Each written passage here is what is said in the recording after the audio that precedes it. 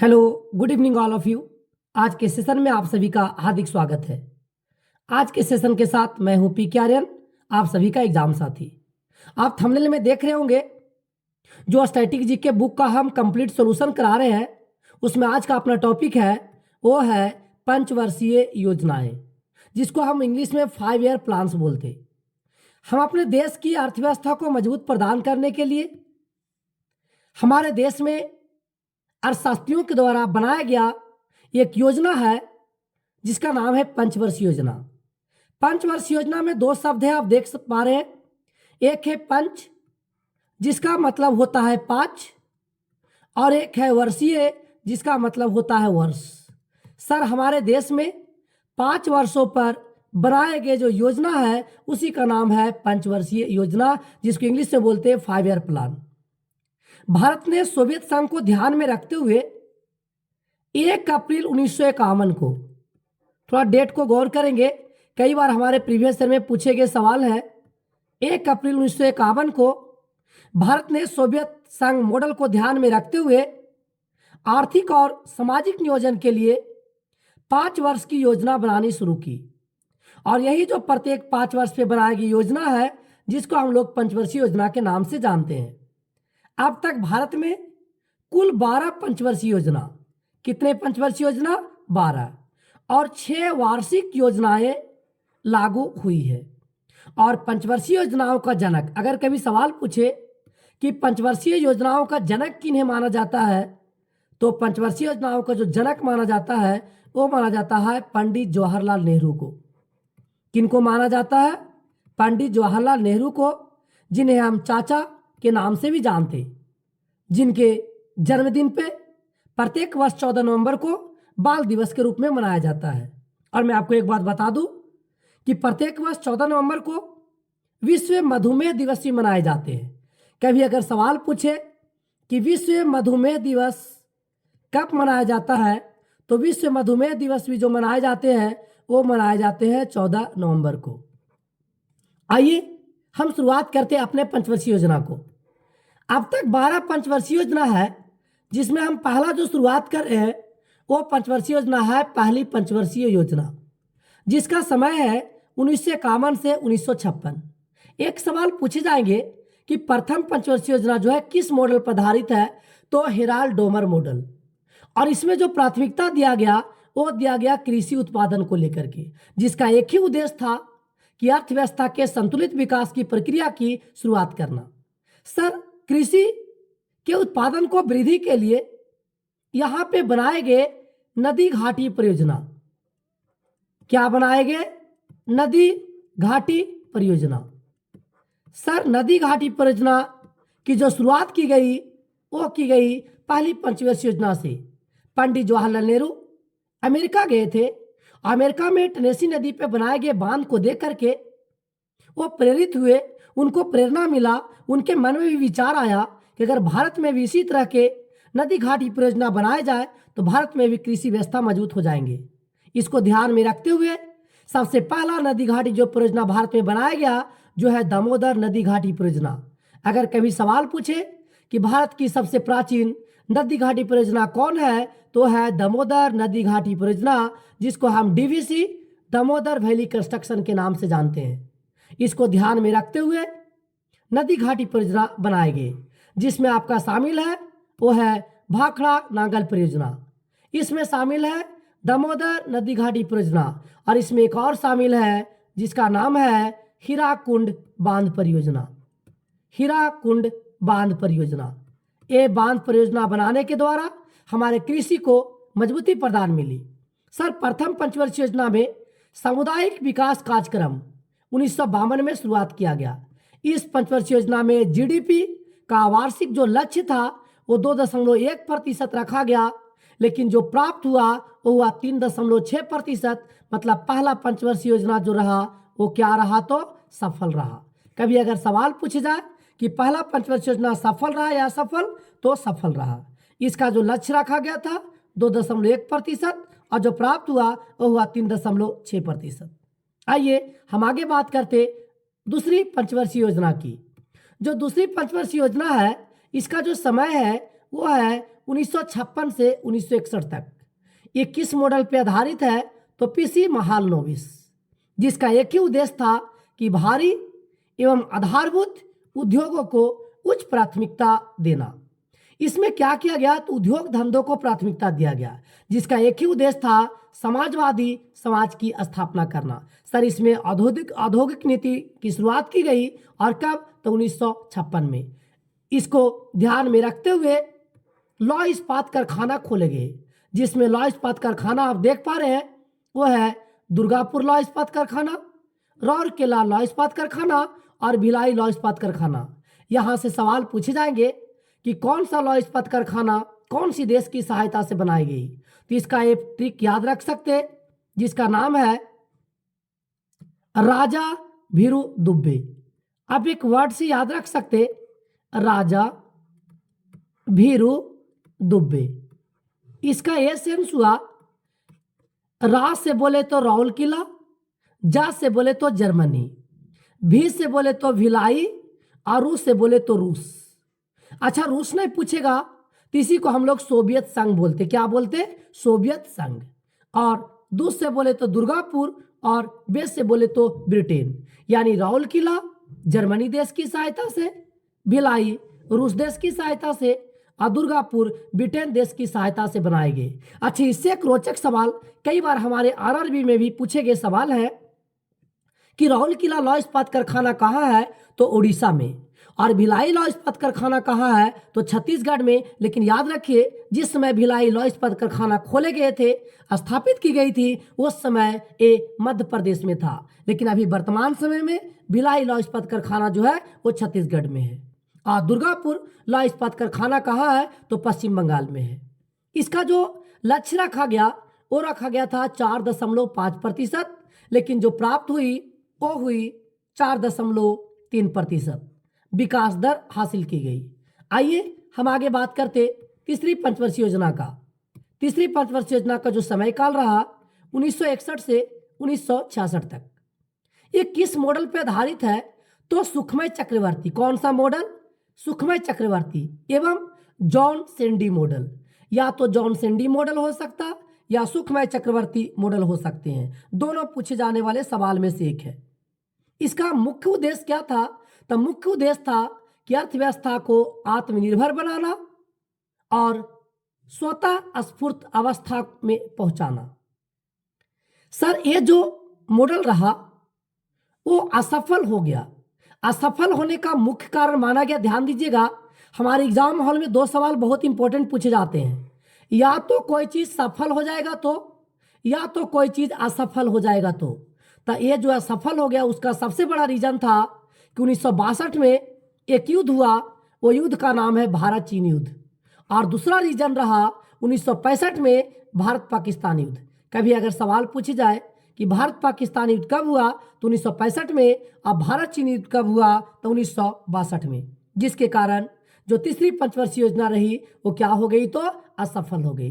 कभी कारण पूछे जाए कि तीसरा पंचवर्षीय योजना को असफल होने का क्या कारण था, तो भारत चीन युद्ध, और दूसरा कारण था भारत पाकिस्तान युद्ध।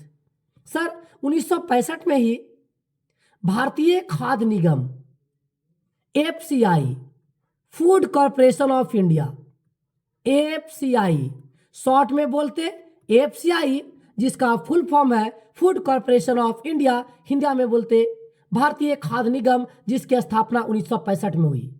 कहता है इस पंचवर्षीय योजना के दौरान वर्ष 1964 में बोकारो कहाँ पड़ता है? तो झारखंड में। बोकारो कहाँ है? झारखंड। वहां पे इस्पात कारखाने की शुरुआत जो की गई वो पूर्व सोवियत संघ के सहयोग से की गई। आइए हम आगे की ओर देखते। आगे जो है इस पंचवर्षीय योजना का जो लक्ष्य रखा गया था वो लक्ष्य रखा गया था 5.6, लेकिन प्राप्त हुआ 2.8। आप देख सकते कि टारगेट रखा गया 5.6%, अब प्राप्त हुआ 2.8%। तो मॉडल क्या हुआ? तो फेल हो गया, असफल हो गया। जब मॉडल फेल हो गया तो कुछ दिन के लिए योजना अवकाश रखेंगे। जब आप कोई काम धंधा की शुरुआत करते, कोई बिजनेस की शुरुआत करते और बिजनेस में जब आप असफल हो जाते तो आप थोड़ा सा हताश हो जाते हैं, उसी प्रकार से भारत ने तीसरी पंचवर्षीय योजना को सफलता के बाद इस मॉडल को कुछ दिनों के लिए रोक दिया। और कोई चीज को रोक देना कहलाता है अवकाश। अवकाश का मतलब होता है छुट्टी। तो 1966 से लेकर के 1969 तक कोई योजना नहीं चलाई गई, इसलिए इसको बोलते हैं योजना अवकाश। और इसी योजना अवकाश में ध्यान देंगे हमारे प्यारे साथियों, इस योजना अवकाश में आया हरित क्रांति, जो कब आया 1966-67 में। अगर कभी सवाल पूछे कि भारत में हरित क्रांति के जनक कौन है, कभी सवाल पूछे कि भारत में हरित क्रांति के जनक कौन है, और कभी सवाल पूछे कि विश्व में हरित क्रांति के जनक कौन है। अगर हम बात करें कि भारत में हरित क्रांति का जनक कौन है, तो एम.एस. स्वामीनाथन। क्या नाम है? एम.एस. स्वामीनाथन। अगर कभी सवाल पूछे कि विश्व में हरित क्रांति का जनक कौन है, तो नॉर्मन बोरलॉग। कौन है? Norman Borlaug. अगर कभी सवाल पूछे कि भारत में हरित क्रांति का जनक, तो आप जो आंसर देंगे वो देंगे एम.एस. स्वामीनाथन। और कभी अगर विश्व में पूछे तो विश्व में नॉर्मन बोरलॉग। ये हरित क्रांति हमारे देश की अर्थव्यवस्था को मजबूत करने में महत्वपूर्ण योगदान निभाया। आगे है चौथी पंचवर्षीय योजना, जिसका समय काल माना जाता है 1969 से 1974। ये जो मॉडल आधारित था वो था अशोक रुद्र और था एलन मात्रे मॉडल। इसका मुख्य उद्देश्य था आर्थिक विकास के साथ साथ आत्मनिर्भरता प्राप्त करना। इस योजना के असफलता होने के कारण थे भारत पाकिस्तान युद्ध 1971। इसका मतलब ये भी योजना थोड़ा सा सफल रहा, उसका रीजन था भारत पाकिस्तान युद्ध, वो था 1971। ध्यान दीजिएगा, यहाँ पे हुआ क्या था कि बांग्लादेश से कुछ शरणार्थी जो है वो भारत में आगमन कर गए थे, और इसी समय 14 बैंकों का राष्ट्रीयकरण किया गया। कब किया गया? 19 जुलाई 1969 को। आप हमारे कमेंट में आंसर देंगे, कमेंट में आंसर देंगे कि वर्तमान समय में कितने बैंकों का राष्ट्रीयकरण किया गया है, भारत में कितने ऐसे बैंक हैं जो राष्ट्रीयकृत है। बिल्कुल सही, कुछ लोगों का आंसर आना शुरू हो गया कि राष्ट्रीयकृत बैंकों की जो संख्या वर्तमान समय में है वो है 21। इसका जो लक्ष्य रखा गया वो 5.7%, लेकिन जो प्राप्त हुआ 3.3%, जिसके कारण ये भी मॉडल जो है वो असफल हो गया। आगे हम बात करें पांचवी पंचवर्षीय योजना का, जिसका समय काल माना जाता है 1974 से 1978। ये जो मॉडल था डीपी धर, इसका मुख्य उद्देश्य था गरीबी उन्मूलन। क्या उद्देश्य था? गरीबी उन्मूलन। इसी समय आपातकाल लागू किए गए 1975 में। सर 1975 में ही क्षेत्रीय ग्रामीण बैंक की स्थापना की गई। कौन सी बैंक की स्थापना की गई? तो क्षेत्रीय ग्रामीण बैंक। और सबसे रोचक क्वेश्चन पूछे जाएंगे कि गरीबी हटाओ का नारा, गरीबी हटाओ का नारा किस पंचवर्षीय योजना में दिए गए? तो गरीबी हटाओ का जो नारा दिया गया वो दिया गया पांचवी पंचवर्षीय योजना में। और किनके द्वारा दिया गया?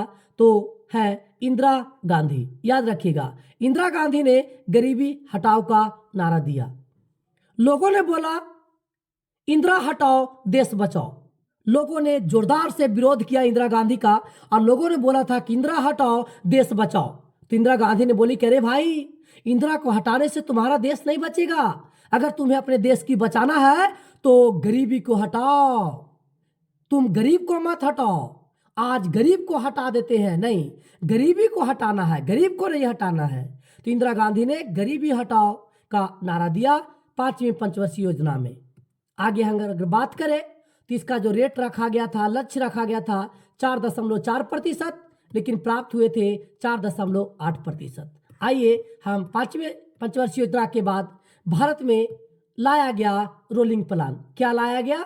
रोलिंग प्लान, जिसको हिंदी में बोलते हैं अनवरत योजना। देखिए, रोलिंग का मतलब होता है रोल, रोल वर्ड से है, और रोल का मतलब होता है गोल। अनवरत योजना, रोलिंग प्लान जो लाया गया वो लाया गया मोरारजी देसाई के नेतृत्व में। आपने नाम सुना होगा, मोरारजी देसाई के नेतृत्व में जनता पार्टी की सरकार द्वारा निर्मित किया गया था। अगर सवाल कभी पूछे कि भारत में रोलिंग प्लान लागू करने का श्रेय किसे जाता है, तो डी लकड़वाला। आपने नाम सुना होगा, डी लकड़वाला का, इन्हीं का श्रेय जाता है भारत में रोलिंग प्लान लागू करने का। अगर क्वेश्चन पूछे कि रोलिंग प्लान की अवधारणा किनके द्वारा आई, तो गुनार मिर्डल, इन्होंने एक प्रसिद्ध पुस्तक लिखा जिनका नाम है एशियन ड्रामा। एशियन ड्रामा से ली गई है रोलिंग प्लान का योजना अवधारणा। आगे जो है वो लिखा गया 1980 में इंदिरा गांधी के नेतृत्व में कांग्रेस सरकार ने इसको क्या कर दिया, तो समाप्त कर दिया, और फिर लाया गया छठी पंचवर्षीय योजना, जो कब से कब तक 1980 से 1985 तक। ये कौन सा मॉडल पे आधारित है, तो आगत निर्गत मॉडल। इसका मुख्य उद्देश्य था गरीबी उन्मूलन और रोजगार में वृद्धि करना, इसलिए राष्ट्रीय ग्रामीण रोजगार कार्यक्रम चलाए गए। एकीकृत ग्रामीण विकास कार्यक्रम की भी शुरुआत की गई। सर इस समय 6 बैंकों का राष्ट्रीयकरण किया गया। ध्यान दीजिएगा, पहले 14 बैंकों का राष्ट्रीयकरण हुआ और अभी 6 बैंकों का राष्ट्रीयकरण हुआ, अभी 20 हुआ। मैंने अभी आपको कमेंट में आंसर माना था कि टोटल वर्तमान समय में कितने राष्ट्रीयकृत बैंक हैं, तो टोटल है 21।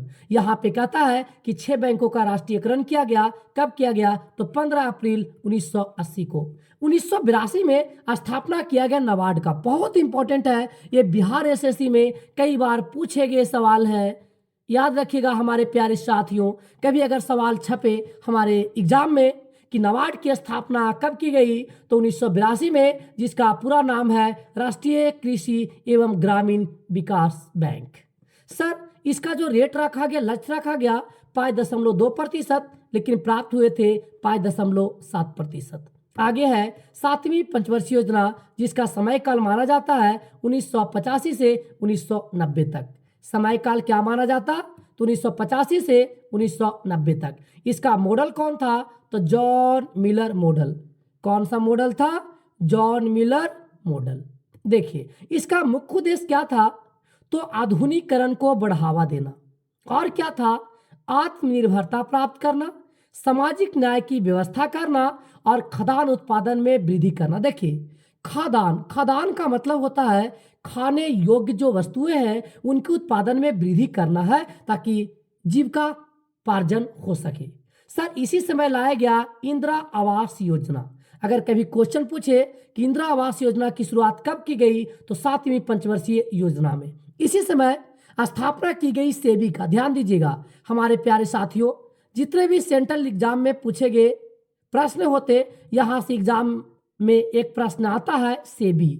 सर सेबी की स्थापना कब की गई, तो सेबी की स्थापना की गई 1988 में। आइए हमारे कमेंट में आंसर देंगे कि सेबी का मुख्यालय कहाँ है। सेबी का मुख्यालय कहाँ है, आप हमारे कमेंट में आंसर देंगे। मैं आपको बता दूं कि सेबी की स्थापना की गई 1988 में। सर इस पंचवर्षीय योजना का जो लक्ष्य रखा गया 5.0%, लेकिन प्राप्त हुए थे 6%। आगे फिर आया योजना अवकाश। मैंने पहले भी बताया, अवकाश का मतलब होता है छुट्टी, कोई दोनों के लिए रोक देना। हुआ क्या था कि 1 अप्रैल 1990 से 31 मार्च 1992 तक, ध्यान दीजिएगा हमारे प्यारे साथियों, 1 अप्रैल 1990 से 31 मार्च 1992 तक देश में राजनीतिक अस्थिरता तथा आर्थिक संकट के कारण यह तैयार की गई थी योजना अवकाश। लगा नहीं भाई, थोड़ा सा समस्या चल रही है, देश की अर्थव्यवस्था ठीक ठाक नहीं चल रही है, इसलिए कुछ दिनों के लिए पंचवर्षीय योजना को रोक दिया जाए, इसलिए योजना अवकाश लाया गया 1990 से 92। सर इसका कारण क्या था, तो मुख्य कारण था भुगतान संतुलन की समस्या एवं विदेशी विनिमय भंडार में कमी। 1990 में भारतीय लघु उद्योग विकास बैंक, जिसको बोलते हैं सिडबी, इसका जो है स्थापना किया गया।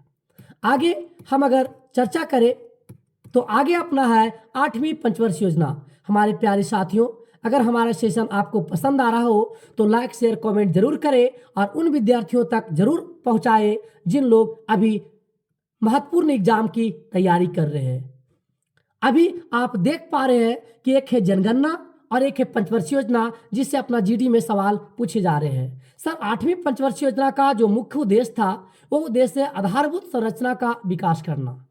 जो इंसान की जरूरत की चीजें हैं उस पर हम ज़्यादा फोकस करेंगे, उस पर ज़्यादा हम बल देंगे। कहता है इस पंचवर्षीय योजना में सबसे ज़्यादा प्राथमिकता दिया गया मानव संसाधन के विकास पर, रोजगार पर, शिक्षा पर और साथ ही साथ जन स्वास्थ्य पे।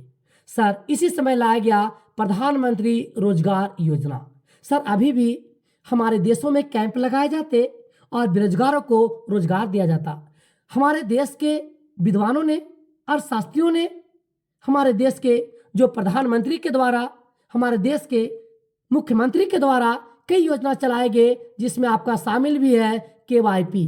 केवाईपी का आपने नाम सुना होगा, कौशल युवा प्रोग्राम, कौशल युवा कार्यक्रम। ये भी क्या है? इसका भी यह उद्देश्य है कि लोगों को हम हुनर देंगे, हाथ की कला सिखाएंगे, ताकि लोग कहीं भी जाकर के वो कुछ काम करके अपने जीविकापार्जन चला सके। ठीक उसी प्रकार से 8वीं पंचवर्षीय योजना में प्रधानमंत्री रोजगार योजना की भी शुरुआत की गई।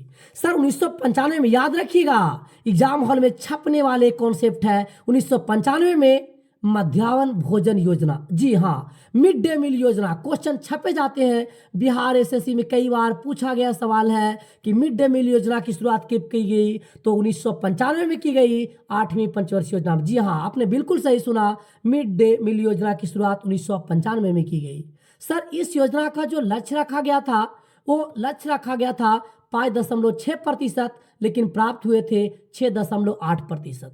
आइए हम आगे पंचवर्षीय योजना की बात करें, वो है 9वीं पंचवर्षीय योजना।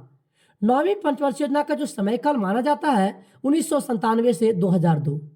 सर इस योजना में सबसे ज्यादा प्राथमिकता दिया गया सामाजिक न्याय एवं समानता। इसमें समानता को प्राथमिकता दिया गया, सबको बराबर की दृष्टि से देखा गया। आगे है किसान क्रेडिट कार्ड। सर किसान क्रेडिट कार्ड की जो शुरुआत की गई, वो की गई 9वीं पंचवर्षीय योजना में। ये केसीसी, आपने नाम सुना होगा, केसीसी। केसीसी का पूरा नाम ही होता किसान क्रेडिट कार्ड। क्या नाम होता? किसान क्रेडिट। आप कमेंट में आंसर देंगे कि जय जवान जय किसान का नारा किसने दिया।